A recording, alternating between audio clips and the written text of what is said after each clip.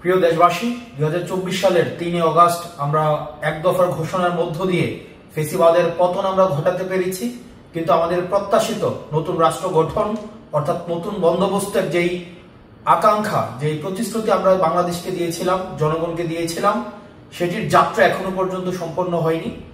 সেটির লড়াই এখনো পর্যন্ত আমরা করে যাচ্ছি। আমরা বিগত জুলাই মাসে বাংলাদেশের 64টি জেলায় গিয়েছি। আমরা আমাদের দেশ গড়তে জুলাই পদযাত্রা করেছি। বিচার, সংস্কার এবং নতুন সংবিধান এই লক্ষ্যকে সামনে রেখে নতুন করে রাষ্ট্র পুনর্গঠনের জন্য আমরা জনগণের কাছে গিয়েছি। সাধারণ মানুষের আশা আকাঙ্ক্ষার কথা শুনেছি। মাঠ পর্যায়ে দাঁড়ে দাঁড়ে গিয়ে মানুষ কি চায়, এই বাংলাদেশকে কিভাবে দেখতে চায়, তাদের সেই কথাগুলো শুনেছি। এবং এই অভ্যুত্থানের সময় আমরা এই বাংলাদেশকে নিয়ে যে স্বপ্নগুলো দেখেছিলাম, আমাদের যে আকাঙ্ক্ষাগুলো, সেই আকাঙ্ক্ষাগুলো তাদের কাছে তুলে ধরেছি। এবং এই যে সামগ্রিকভাবে বাংলাদেশের প্রত্যেকটি জায়গায়, জেলায় গিয়ে মানুষের যে চাওয়া পাওয়া আকাঙ্ক্ষা, সেগুলোকে ধারণ করেই আমরা আগামী দিনের আমাদের যে ইশতেহার, সেই আমাদের এনসিপির ইশতেহার সাজিয়েছি। প্রিয় দেশবাসী, জুলাই গণ অভ্যুত্থানের 1 বছর পূর্তির দ্বার প্রান্তে আমরা। আগামীকাল 3রা আগস্ট। আমরা 3রা আগস্ট আবারও শহীদ মিনারে জড়ো হচ্ছি। আমরা নতুন বাংলাদেশের আকাঙ্ক্ষা নিয়ে কাজ করছি। আমাদের কাছে জুলাই কোনো সমাপ্তি ছিল না, জুলাই ছিল শুরু, একটি সম্ভাবনার শুরু, আকাঙ্ক্ষার শুরু।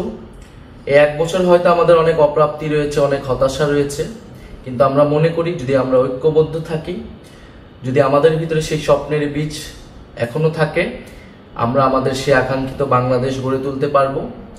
আমাদের গত 1 বছরের অভিজ্ঞতা, 1 বছরের সীমাবদ্ধতা সবকিছু মিলিয়ে আমরা সামনের দিনের পথ চলতে চাই। আমরা দেশ গড়তে জুলাই পদযাত্রায় আমাদের যে অভিজ্ঞতা, মানুষের যে আকাঙ্ক্ষা, আমরা সবকিছু মিলিয়ে আগামীর যে নতুন বাংলাদেশ, সেই নতুন বাংলাদেশের ইশতেহার পাঠ করতে চাই। জাতীয় নাগরিক পার্টির পক্ষ থেকে, গণ অভ্যুত্থানের নেতৃবৃন্দের পক্ষ থেকে আমাদের আগামীর বাংলাদেশ, আগামীর রাষ্ট্রকল্পটি আমরা ঘোষণা করতে চাই।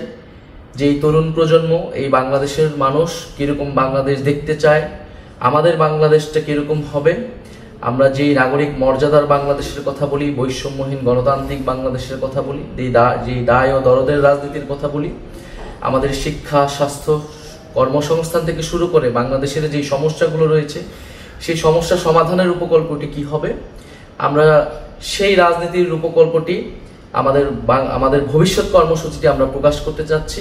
এবং এর মধ্য দিয়ে আমরা আমাদের জুলাই পদযাত্রার পরিসমাপ্তি টানতে যাচ্ছি। এবং 3রা আগস্ট 1 দফার যেই নতুন বন্দোবস্ত এবং ফ্যাসিবাদী ব্যবস্থার বিলোপ, সেই দিনটিকে স্মরণ করতে চাচ্ছি। আগামীকাল শহীদ মিনার বিকাল 4টায় আমরা জড়ো হচ্ছি।